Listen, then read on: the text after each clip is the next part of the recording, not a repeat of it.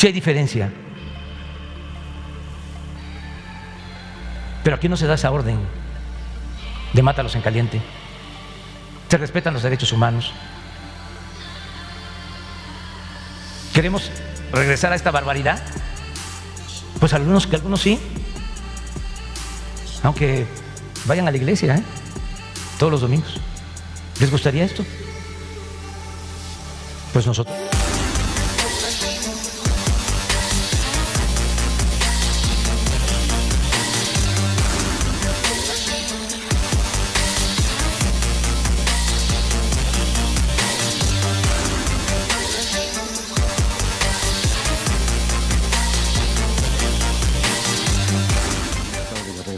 Dos temas, aprovechando que está el subsecretario Alejandro Encinas, el tema educativo y el tema de Ayotzinapa. Además de la pandemia de coronavirus, presidente, está la epidemia de la violencia. Y en lugares del país como la Sierra de Guerrero, los niños y niñas no tienen la posibilidad de asistir a clases formales desde 2018, y mucho menos acceso a servicios de salud, por la confrontación que mantienen grupos armados para controlar las zonas de producción de enervantes y la franja minera del río Balsas. La semana pasada, niñas y niños de las comunidades indígenas nahuas de Alcozacán y Rincón de Chautla, ambas pertenecientes al municipio de Chilapa y Huehuetenango, en el estado de Guerrero también, enviaron un mensaje en el sentido de que ellos quieren regresar a sus precarias escuelas, pero desde 2019 están sitiados por otro grupo armado que tiene su bastión en el municipio de Quechultenango. Datos del Fondo de las Naciones Unidas para la Infancia, difundidos en mayo de 2019, advirtieron que la violencia y la pobreza en Guerrero lleva a niños y niñas a dejar las aulas para buscar a sus familiares en fosas clandestinas. Otros son reclutados por la delincuencia organizada y algunos más se convierten en policías comunitarios para enfrentar a otros grupos armados. La pregunta en concreto, presidente, ¿cuál es la estrategia para la zona rural del país, como estados como Guerrero y Michoacán, donde persisten actualmente conflictos armados por intereses caciquiles y económicos, los cuales están afectando evidentemente el desarrollo de niñas y niños y no permite que tengan este acceso a la educación y a la salud, en contraste con los niños y niñas que habitan estas zonas urbanas? Bueno, estamos atendiendo las causas que originan la violencia. Esto es muy importante porque también es una postura distinta a lo que ha prevalecido. Muchos piensan de que se puede resolver el problema con el uso de la fuerza, con medidas coercitivas. Y nosotros desechamos esa posibilidad. Nosotros pensamos que la paz y la tranquilidad son frutos de la justicia, que si se llegó a extremos de violencia fue porque se abandonó al pueblo y en particular se abandonó a los pobres y se abandonó también, en especial, a los jóvenes. Entonces, tenemos que atender las causas y es lo que estamos haciendo en todos lados. Nada más que heredamos a todos estos grupos de la delincuencia organizada. Baste decir que el que era secretario de Seguridad Pública con Felipe Calderón está en la cárcel en Estados Unidos acusado de complicidad y de asociación delictuosa con grupos de la delincuencia organizada. Eso no lo registran mucho nuestros adversarios, ni los medios, ni Proceso. Nosotros heredamos esta situación y vamos poco a poco avanzando. Y a pesar de los pesares, se va avanzando. Y tengo pruebas para demostrarlo, que ya no es el tiempo de Calderón, que ya no es el tiempo de Peña Nieto en materia de violencia. En el tiempo de Calderón pues se desató la guerra y nadie hablaba de que se quería enfrentar la violencia con la violencia, porque eso fue lo que se aplicó y era el mátalos en caliente y fue el gobierno de masacres ¿Quieren que se los muestre? ¿De cuándo hubieron más asesinatos y más actuación criminal del Estado? No tenemos ahí, porque esto no apareció en proceso, esto que les voy a mostrar. A lo mejor mañana sí. El nivel de letalidad y los enfrentamientos que se daban.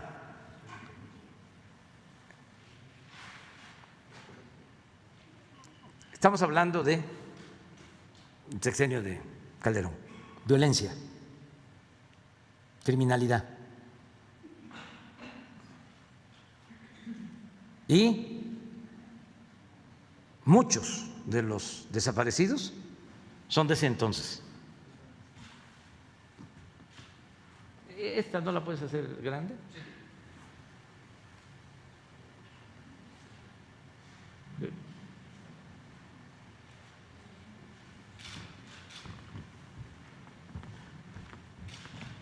Esta es la historia que no se cuenta, que se olvida. Estas son las agresiones entre autoridades y delincuencia. Cuando declaran la guerra, pues esto se sube. Esto es 10, este es 11.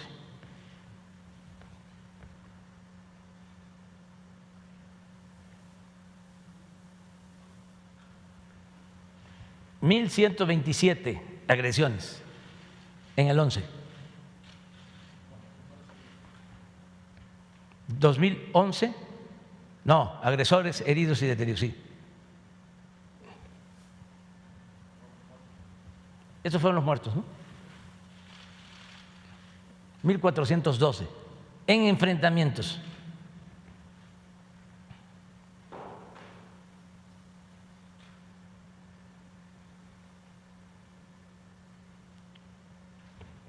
¿Cuántos de estos enfrentamientos? Estas son las azules, son las agresiones que se dieron. Miren cómo subieron. Luego, de estos enfrentamientos de azules, ¿cuántos agresores heridos y detenidos?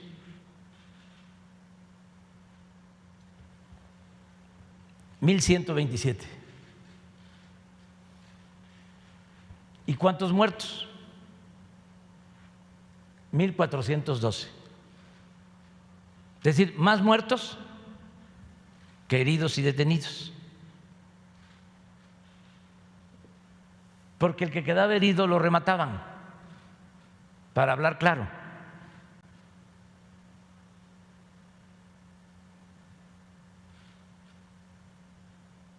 Decían, porque daban la orden desde Los Pinos,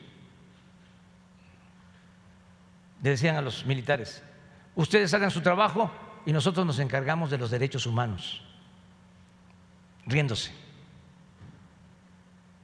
Ese fue el gobierno de Calderón y los medios no informaron sobre esto.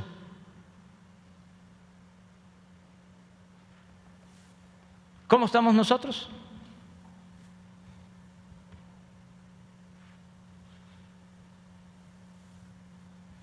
Sí hay diferencia,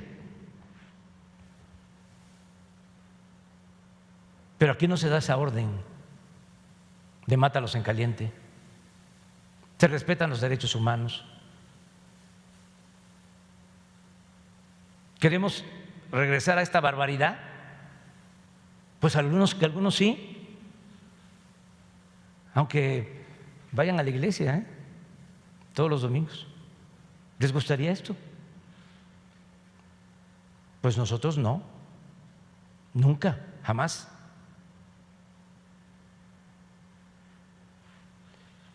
Esto es comparándonos con Calderón, pero vamos a compararnos con Peña Nieto, en homicidios, que no hay cifra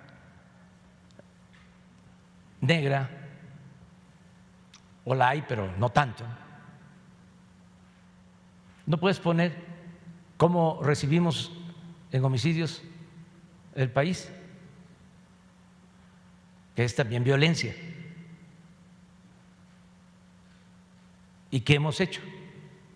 Sin el mátalos en caliente, respetando derechos humanos. Algo que agradezco mucho a las Fuerzas Armadas, porque aunque yo soy el comandante supremo de las Fuerzas Armadas, podría yo estar dando indicaciones y ellos haciendo otra cosa.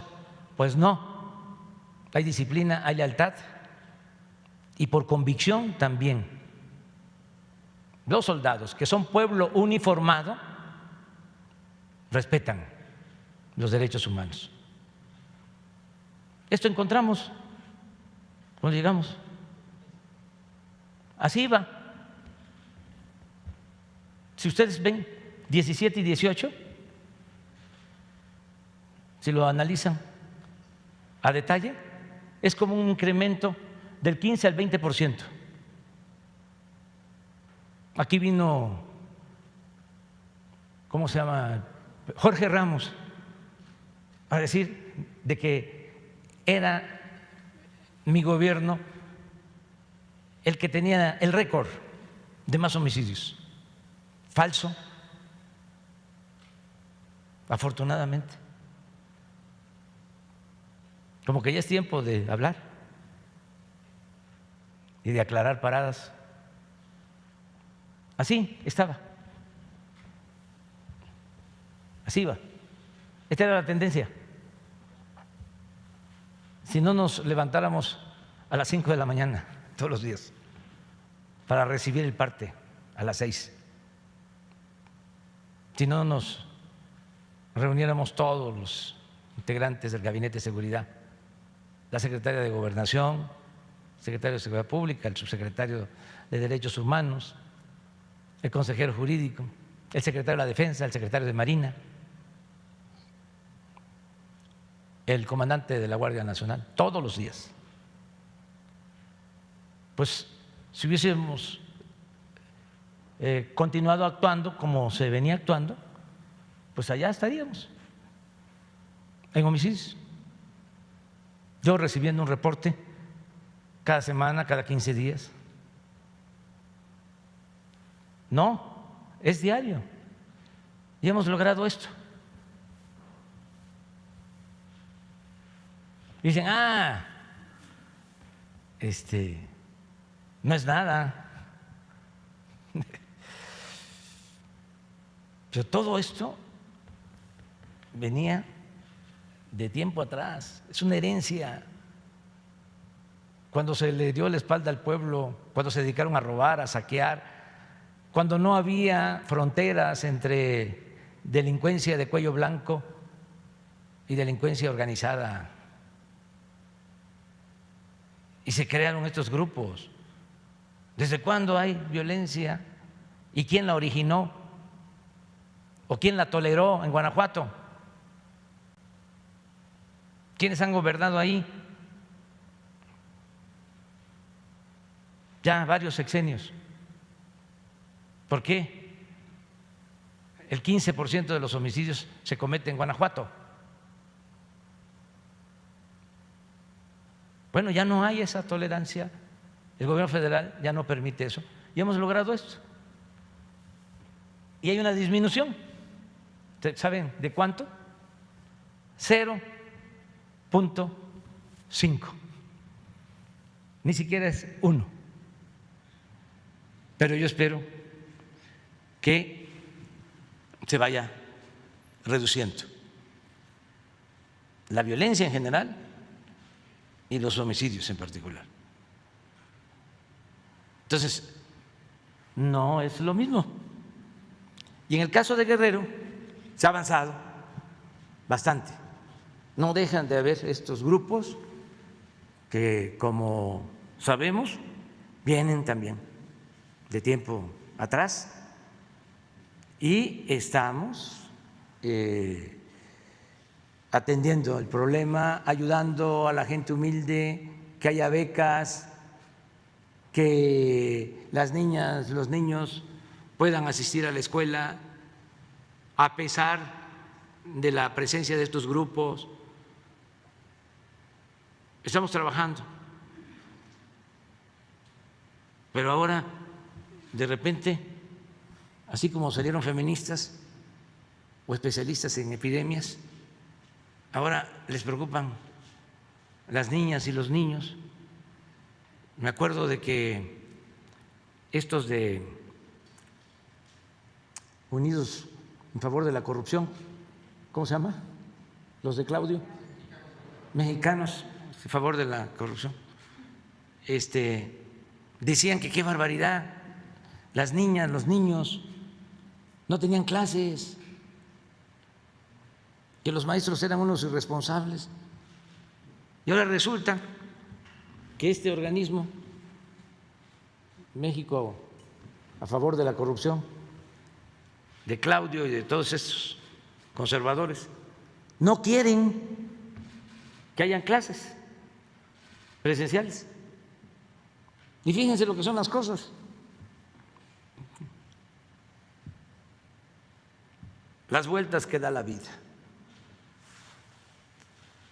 Ya Claudio y su grupo y el Reforma coinciden con los compañeros de la CENTE, que tampoco quieren que se regrese a clases. Es muy bueno este debate, ¿eh? El análisis de esta situación. Yo aprovecho pues para hacer un llamado a los nietos y a los hijos de los dueños del Reforma, a los nietos del dueño del Universal, los que están en edad escolar, a los hijos, a los nietos de los dueños de Televisa y de los medios de información. Los llamo a ellos para que me ayuden a convencer a sus papás y a sus abuelos de que es importante que regresen a clases y que hagan a un lado la fobia contra nosotros, porque la educación es muy importante, es como la salud, como la seguridad. Podemos tener problemas, claro que lo vamos a tener. Ni ellos quieren parecerse a nosotros, ni nosotros queremos parecernos a ellos. Son proyectos distintos y contrapuestos de nación, así ha sido la historia siempre. Pero vamos a llegar a acuerdos generales, vamos a respetar lo que implica el bienestar de todos.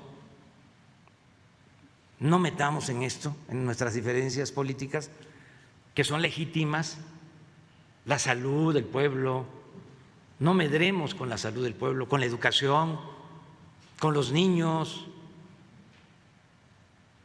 incluso con la seguridad. No al sensacionalismo, no al regreso de la alarma, esa revista que existía, que se vendía mucho, porque todo era sangre. Dicen que si se mojaba o se exprimía ya era sangre, y si se le quemaba era olor a droga.